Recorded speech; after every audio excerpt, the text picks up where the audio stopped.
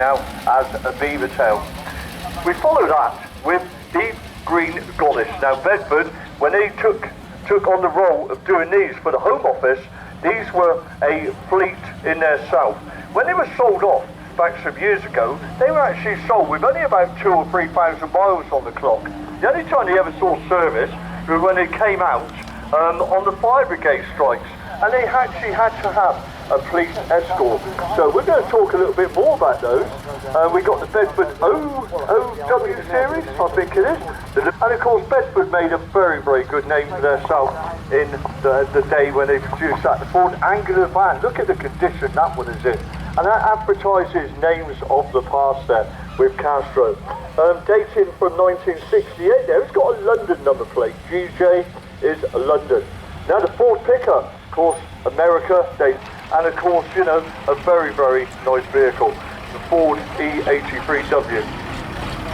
Now the little Austin A30 van, now the painters love these, so did the baker, and of course the grocer, and they were a very interesting vehicle because not only did they do those in van form, but they also done what they call a countryman van, the semaphore indicator system on the side of the vehicle, and we're hoping to get there it is, he's doing a demo. A semaphore comes out the side of the Austin A30 van there, and back in the British Railways days, they developed, Scammell did, a unique hitch, but was operated by lever, and as the traction unit reversed on the trailer, it locked on. And this is actually fitted with the Scammell hitching system, and you can see a very good example there of it.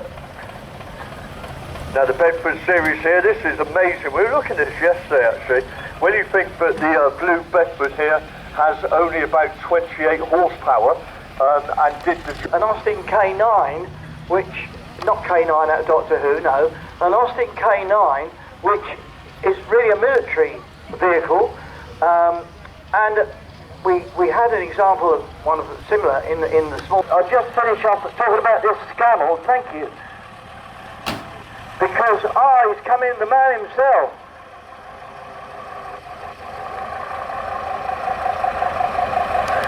Is this the original sales notice? Yeah, it is, isn't it? Wow. I'll just get my glasses on, just 2 minutes.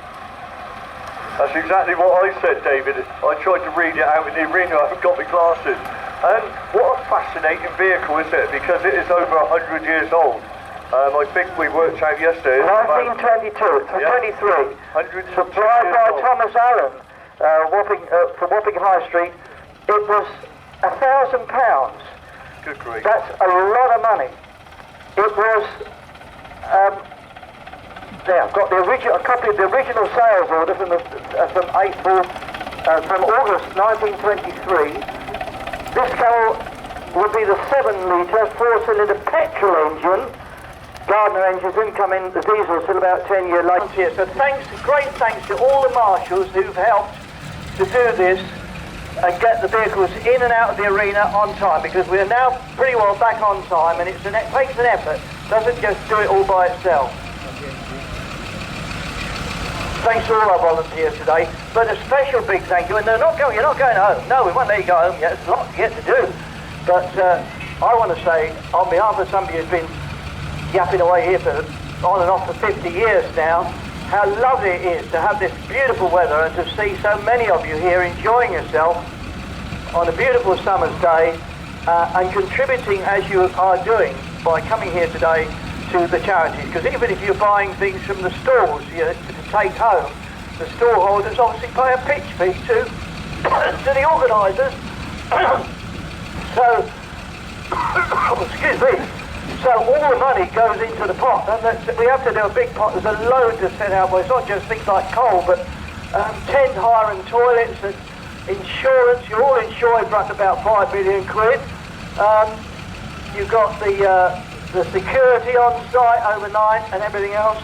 So there's a lot to pay out for before we can hope to go into profit. And this weekend I'm sure we will be in profit. When I say we, I'm talking about the FOT Limited, the charity that run the place, and all that will go to local charities and things like the local church, the local village hall, the local scout group, the Sussex and Kent Air Ambulance, all of these are profited from Royal National Lifeboat Institution, and all what you contributed coming through the gates and everything today is going towards those local charities. Thank you all. Anyway, I'm pretty well rolled up now. We're going to go over back to John, who's going to talk about the fire engines, I think now. I'm not sure. Lost my thread now. I think it's cars, actually. But thank you to John, who's come all the way up from down there, Stonehenge, to do the commentary, because my throat was going at the beginning of the week, so I couldn't have done it without him. I shall be back tomorrow, John. You are warned, I'll be back tomorrow. Thanks very much to John. And on with the show, as they say. So, cheers for now. Thank you very much, David. Thank you. Just one of 20 odd shows that I'm involved in, so I love commentary. My mum always said you talk for England, and how right she was. Anyway, the car section. I think we are in for a few surprises now, because the one that heads up the queue at the moment is the humble Citroen 2CV6.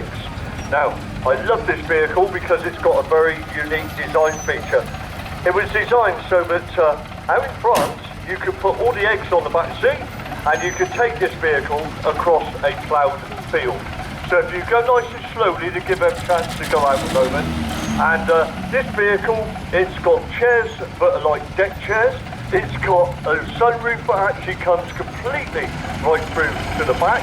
And the front seats actually just unclip, and you can take them out. It's a very economical vehicle. Like I say, transport the eggs in the back of there, across the farm, a ploughed field, and you will not break any of those eggs. A very quirky little car, and it also had like a bigger sister, the Citroen